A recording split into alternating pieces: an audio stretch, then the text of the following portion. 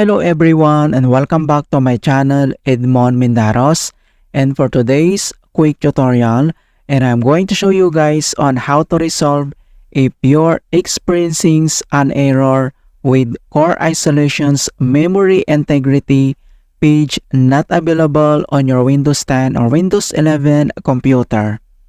So basically, Core Isolation's security features protect your computer from various threats, including some ransomware attacks. When this error occurs, you may receive the error message. The page you are trying to access has no supported features and is not available.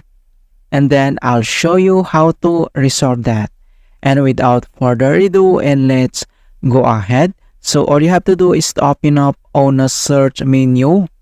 And dito sa search for app, so type mo lang dito yung Windows Security. And then click mo lang dito yung open. And dito lang sa left side menu. And then kailangan mo lang i-select dito yung device security. So click mo lang yan. And then dito sa device security, and makikita mo kaagad dito yung Core Isolations. Ang next step ay kailangan mo lang i-click dito yung Core Isolation Details. So click mo lang yan. And then dito sa kanyang memory integrity, and then kailangan lang natin itong i-turn on. Okay? So turn on lang natin yan. And then if you receive user account control, and then i-click lang natin dito yung yes. Alright, so makikita nyo dito na na-turn on na natin yung memory integrity. So once na turn on na natin itong memory integrity and other solution na pwede natin gawin, so close lang natin itong Windows Security. And dito lang sa start menu at dito lang sa search for app. So type mo lang dito yung registry editor. And then kailangan mo lang mag right click. And select mo lang dito yung run as administrator. If you receive user account control, and then i-click mo lang dito yung yes. And dito sa registry editor, so ang next step ay kailangan mo lang i-select dito yung HK local machines. So double click ka lang. And then dito sa HK local machines, and then select mo lang dito yung system, so double click ulit.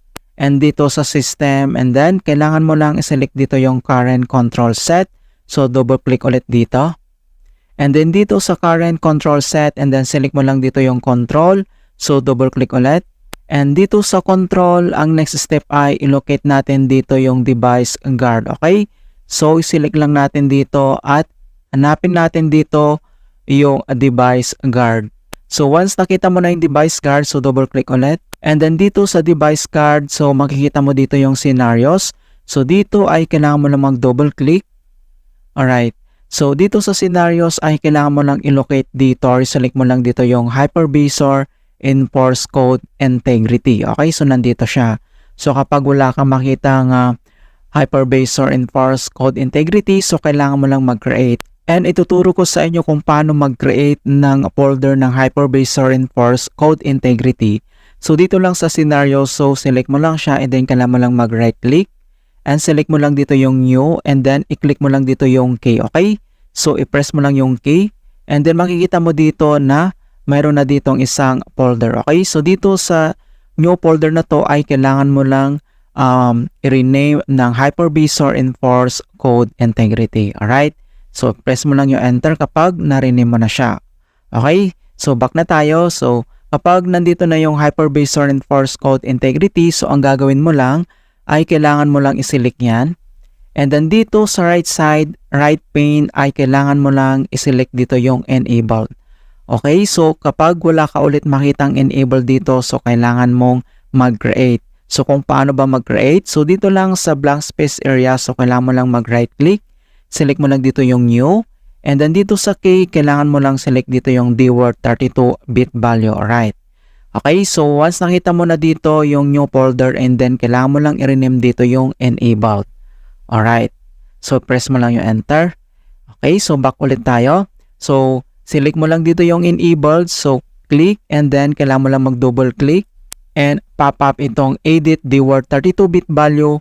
So check mo lang yung value name na enabled. And then dito sa value data ay kailangan lang natin yan i-set into 1. And then dito sa base ay select mo lang dito yung hexadecimal, and then click mo lang dito yung OK. So after dito, and then close lang natin yan. So back lang tayo. And then dito lang sa start menu at kailangan lang natin mag-restart. Okay, so click mo lang yan.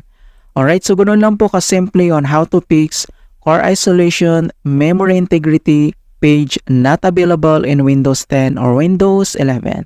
And please don't forget to like this video and subscribe to my channel for more quality content. Thank you guys and see you in my next tutorial.